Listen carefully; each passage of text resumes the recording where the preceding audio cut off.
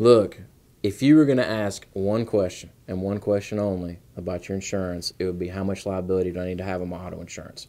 It is the most important coverage of any part of your insurance portfolio because it can change your life.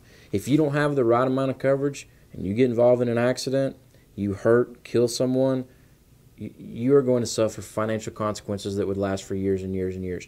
So you want to make sure that you've got the right amount. In Alabama, a minimum amount is 25, 50, 25. That basically means $25,000 per person, $50,000 per accident for bodily injury related expenses. The next 25 is for property damage. If you have those types of coverages, you are grossly underinsured. That basically means that anything over $25,000 and you're going to be out of pocket yourself. Lots of cars cost more than $25,000. Lots of medical bills are going to run way over $25,000. So we want to make sure you have at a minimum $100,000 per person, $300,000 per accident for bodily injury, and then $100,000 for property damage. That will cover you in many, many situations. If your assets exceed that, if you have more assets, whether it's your income, whether it's your house, whether it's your retirement plan, then you need to go beyond that. We can also sell you an umbrella policy.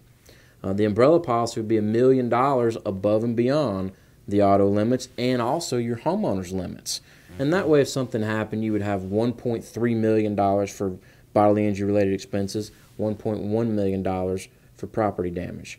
I can tell you a story. We've had situations where someone's been involved in an accident, they run off the road, they hit one of these little green boxes on the side of the road. You see them all the time. Nobody thinks a whole lot of them. Well, if you hit one of those and tear it up beyond repair, the city's going to come after you. Whoever owns that's going to come after you. Some of those boxes may be $50,000 or $60,000.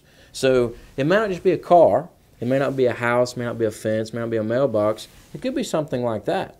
So you really got to think about that. Basically, you're out there riding around with all your stuff in the back of your car. That's a good way to think about it. And if you get involved in an accident that's your fault, all that stuff is at risk. You need to make sure you've got a policy that's protecting all that stuff.